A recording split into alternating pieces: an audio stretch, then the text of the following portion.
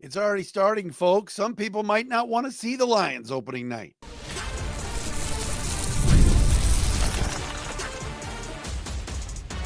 You are Locked On Lions, your daily Detroit Lions podcast. Part of the Locked On Podcast Network, your team every day. What's good, everybody? Matt Derry with you. It is another episode of Locked On Lions right here on the Locked On Podcast Network, your team every day on a Wednesday, February 12th and a Thursday, February 13th. Thanks for making us your first listen, everybody. Checking us out wherever you get your podcasts. Please, everybody stay safe out there. A lot of snow already coming down and expected to come down tonight into tomorrow. So keep it safe. If you got to stay home and work from home tomorrow, do that. Don't travel if you don't have to. We got a little snowmageddon going on here in Southeast Michigan. Shout out to our everydayers that are out there that watch and listen to the podcast daily. Saw one of our everydayers today at the Construction Association of Michigan Expo. My guy Josh Barney from JJ Barney Construction. He's an everydayer. Phil Back, Keith King, Stephen Facine, and a happy birthday today on this February 12th to my good friend and Troy Chamber legend, the great Sheila Denstadt. Coming up on the podcast today, yes, it's already starting. Adam Schefter, ESPN, was on the McAfee show today, pushing a different narrative for opening night when the Philadelphia Eagles open their season on Thursday Night Football. Eagles won the Super Bowl. That means they get to host a team to open the season on the Thursday night game. We put it to you yesterday and the day before that I think it should be the Lions. Schefter goes a different route, which I think is thumbs down. We will get into that coming up momentarily here on the podcast. Also, Matt Patricia is back as a defensive coordinator. I just don't get it. We'll get into that. USA Today has an article about free agent signings and good fits and where players might be headed. We'll tell you who might be headed to the Lions and which Lions free agent might be heading to the AFC. And we'll have a call of the day as well. If you want to be our call of the day, just go to speakpipe.com/Derry podcast page. That's www.speakpipe.com/Derry podcast page. We will play a call of the day coming up at the end of the program. Look, we mentioned this the other day. The Philadelphia Eagles win the Super Bowl. That means they automatically open the season in the primetime slot on the first Thursday in September or the second or whatever it is to open the year. And the Eagles are going to be facing the NFC North. They're going to be having the Lions at home. They've got Denver they could be playing, Commanders they could be playing in an NFC Championship rematch on opening night. And I made a case the other day on why I think it should be the Lions. It's an intriguing game. Detroit won 15 games this year. What we didn't get to see this year because the Lions played so poorly against the Commanders, we didn't get to see Lions Eagles. You're talking about arguably the best offensive line in the league going up against arguably the best defensive line in the league. And I know that these teams might look a little bit different next year and everything else. Schedule maker will put this stuff out in a few months. And I think Detroit at Philly would be awesome on opening night. Adam Schefter today from ESPN, NFL Insider, was on the Pat McAfee show and said today, quote, when the NFL sits down to mull its options for the 2025 regular season opener, the Bears at the Eagles will have a compelling case. Here we go.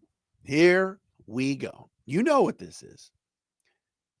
Adam Schefter is very dialed into the NFL. Very dialed in. Chicago is a top 3 media market. There's New York, there's LA, there's Chicago. The Bears have the sexy new hire. Hey, everybody, Ben Johnson, the head coach of the Bears. Sure, Ben Johnson was incredible here in Detroit. He's a very, very good assistant coach. We're going to find out if he can be a head coach. But I'm sorry, the Bears and Eagles, why is that a compelling case? Sure, everyone expects the Bears to be better. Sure, Chicago has Ben Johnson. They got Caleb Williams. But the Bears are the Bears. What is more compelling than Eagles Commanders or Eagles Lions? Nothing. The Bears? But I see what's going on already. Two things. Number one, I said it just now. Market size. Big market Philly, big market Chicago, the city of broad shoulders. The Bears are back. They've got a new coach. He's the guy that everybody wanted.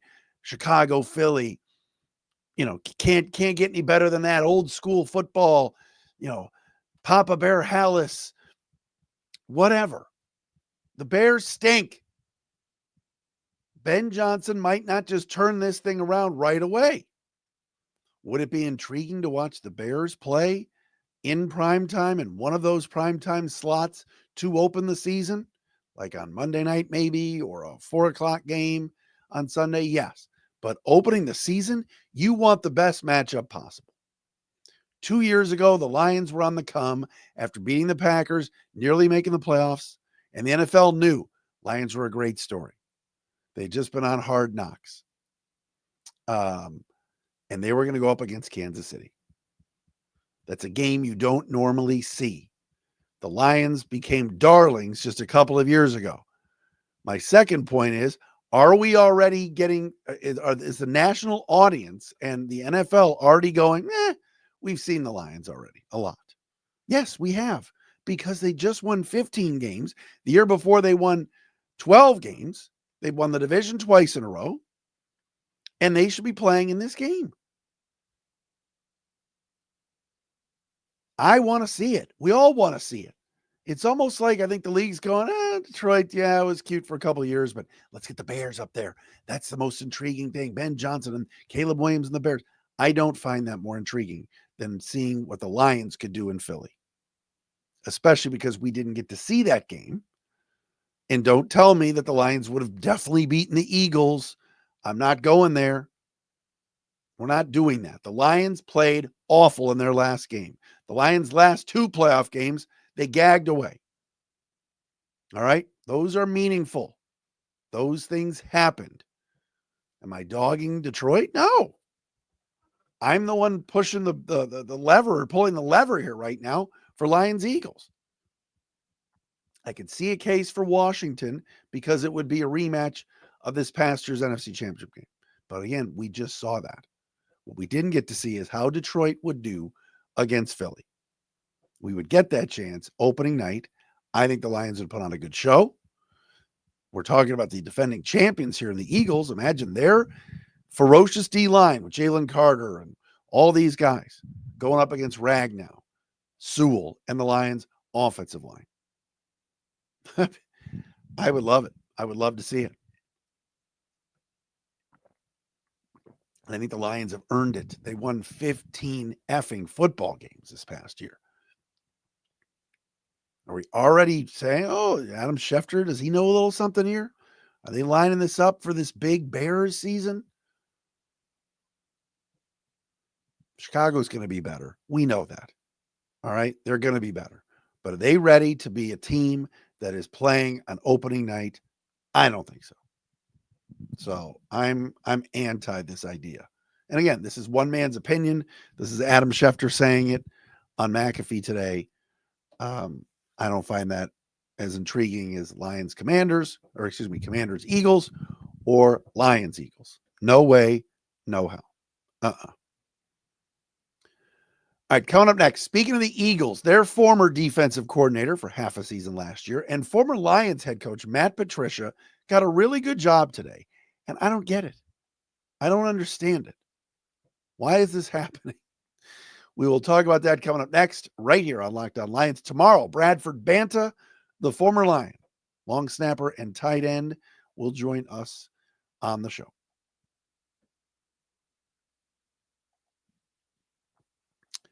Hey, everybody. Locked On Lions today brought to you by our friends at FanDuel. When the game tips off, the NBA action is just getting started, and there's no better place to get in on it than FanDuel, America's #1 sportsbook. With FanDuel, you can place live bets throughout the game, so even if you miss the opening tip-off or want to bet on a fourth quarter comeback, you can stay in the action. And if you're looking for a bigger payout, you can even combine your live bets into a same-game parlay.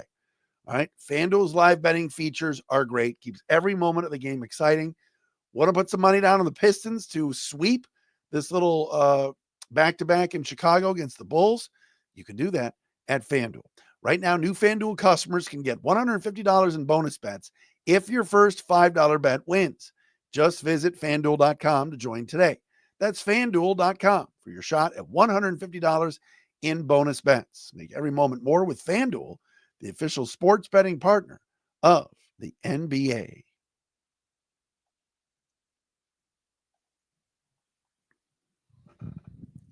All right, news out of Ohio State today. That's right. The Buckeyes have themselves a new defensive coordinator. And if someone could explain this to me, I would love the explanation.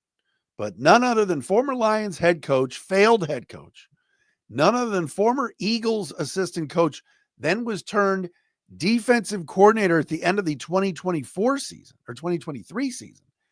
Matt Patricia is going to become the new defensive coordinator for Ohio State, the defending national champions. Jim Knowles, who was the defensive coordinator this past season in the last 2 years at Ohio State under Ryan Day, left to take $3.5 million a year from Penn State. He is a Philly guy from that state, left Ohio State on good terms, and now is going to stay in the conference at Penn State. Ohio State was looking certainly for a name guy and somebody that I guess has done the job before. And yes, Matt Patricia is going to be the Ohio State Buckeyes defensive coordinator. Here's my question. Why?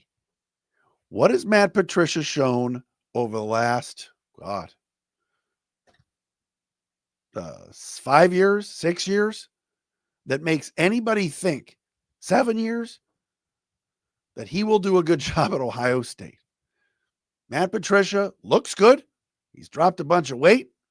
He cut his hair. He looks like a new man. That's great. Good for you, Matty Patty. This guy was an absolute dumpster fire, a total buffoonery show here in Detroit as the Lions head coach. Then he goes to Philly. Then he takes the year off. Then he goes to Philly. Oh, no, he went to New England. Excuse me. Let's get the timeline right. Patricia then went and coached on the offensive side in New England under Bill Belichick. Then Belichick was gone. He goes to Philly and works for the Eagles as actually Belichick stayed. This was 2023. Belichick's last year. Didn't bring Patricia back after he was a disaster as an offensive assistant. Then goes to Philly to become a defensive assistant, then gets promoted after Sean Desai got fired as defensive coordinator. Patricia becomes the D coordinator for the end of last season, and it was a disaster. So again, last 3 jobs he had, terrible in Philly, terrible in New England, brutal in Detroit. And yet this guy gets an opportunity to coach the defense at the national champions at Ohio State. I just don't understand. This is retread central. You want to talk about good assistant coaches, good former NFL assistants that maybe, just maybe, deserve a second chance, another opportunity. And yet this chance goes to Matt Patricia. He's a disaster. And yes, I understand. Other than Dan Campbell, most times when a coach becomes the head coach of the Detroit Lions, it does not end up well. It does not end well. I mean, heck, I was at the Indiana-Michigan State basketball game last night. There was Steve Mariucci sitting there courtside. He even came to Detroit with unbelievable fanfare and pedigree, and he was a disaster here as head coach of the Lions and never coached again. I just don't get the infatuation with somebody like Matt Patricia. Now, I get it. Ryan Day needs to replace Jim Knowles. Patricia's been a defensive coordinator before, but his last stop in Philly was a nightmare. So yes, your former head coach, Matty Patty, heading to Ohio State. Just crazy to me. All right. As we know, Lions have some free agents they need to make some decisions on. Kevin Zeitler, Carlton Davis, Levi Onwuzurike, Ifiatu Melifonwu, to name just a few. USA Today had a great piece today, if I could find it here, written by, I'm going to find it. NFL Free Agency Best Fits, Top Landing Spots for the 25 Best Available Players by Tyler Dragon. All right, so he's going through guys like T. Higgins, Trey Smith, Chris Godwin, Javon Holland, DJ Reed, Ronnie Stanley, Stephon Diggs, Khalil Mack, Zach Bond. How is Zach Bond behind Khalil Mack? Whatever. Hassan Reddick, Justin Reed, DeAndre Hopkins, Cam Robinson. All right, Aaron Jones, Keenan Allen, Byron Murphy, all these guys. Carlton Davis comes up, the Detroit Lions cornerback. Let's start with him. And Tyler Dragon says about Carlton Davis, 2024 team, Detroit Lions, best fit Jacksonville Jaguars. Quote, Davis started 13 games for the Lions in 2024 and helped improve their cornerback room, which was a weakness in 2023. Unfortunately, he suffered a fractured jaw late in the season. Jaguars had the NFL's worst pass defense in 2024, allowing 257 yards per game. Jacksonville could use a lot of help in the secondary.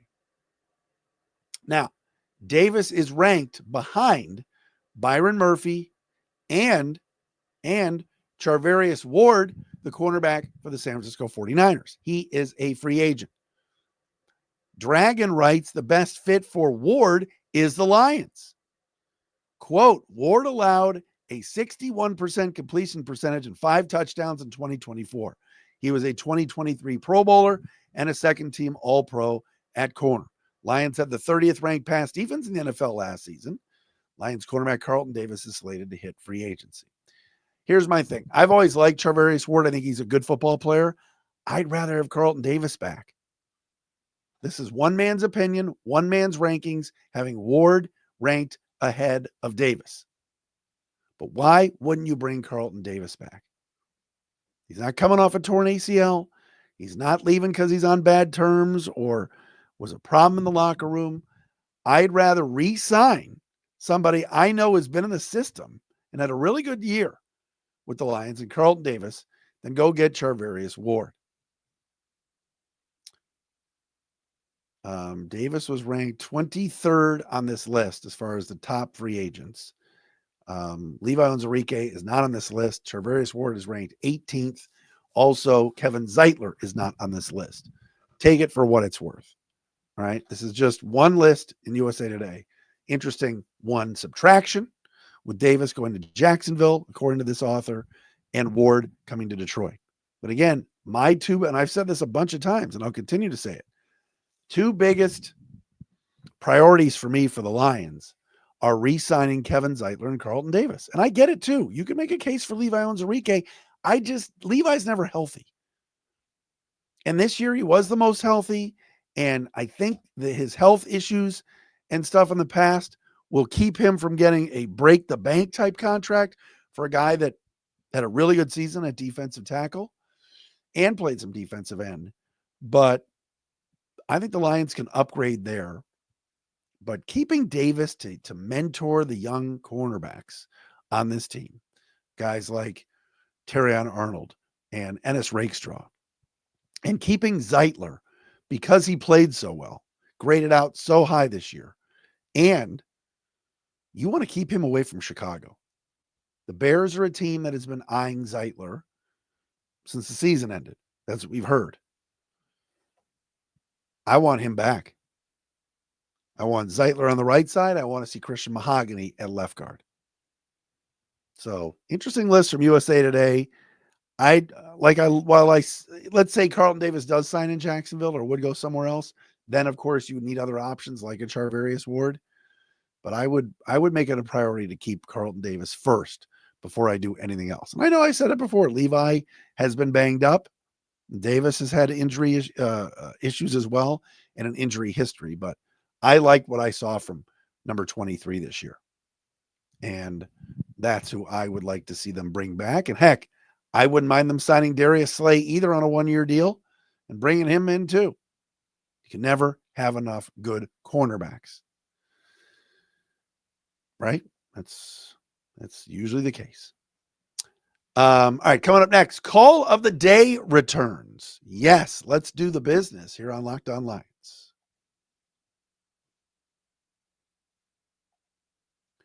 But before we do our call of the day, ladies and gentlemen, it is time to tell you about our friends at PrizePicks. Football season might be over, but basketball is in full swing, and there's no better way to stay in the game than with PrizePicks, the best place for daily fantasy sports. With PrizePicks, you just pick more or less on at least 2 player projections, and if you're right, you can win up to 1,000 times your cash. All right.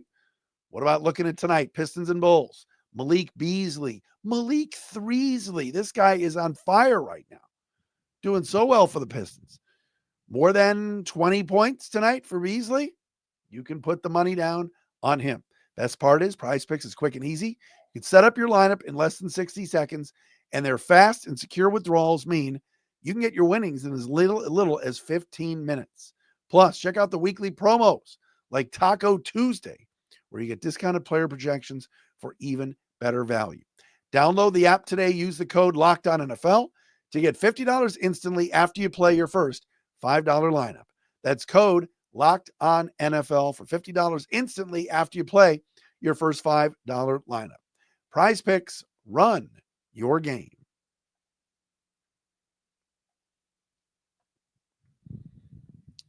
Hope everybody's having a good Wednesday into Thursday. Again, a lot of snow expected, so stay safe out there.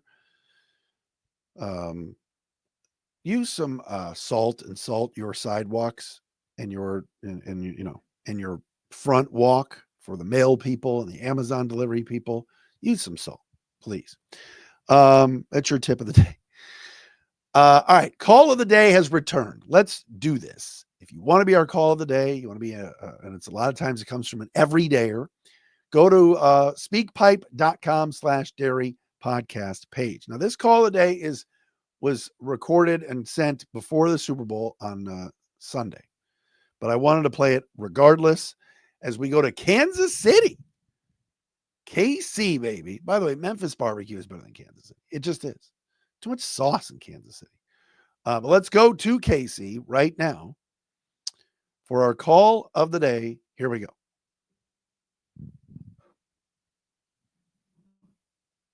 Hey, Matt, this is Jay here in Kansas City, Missouri.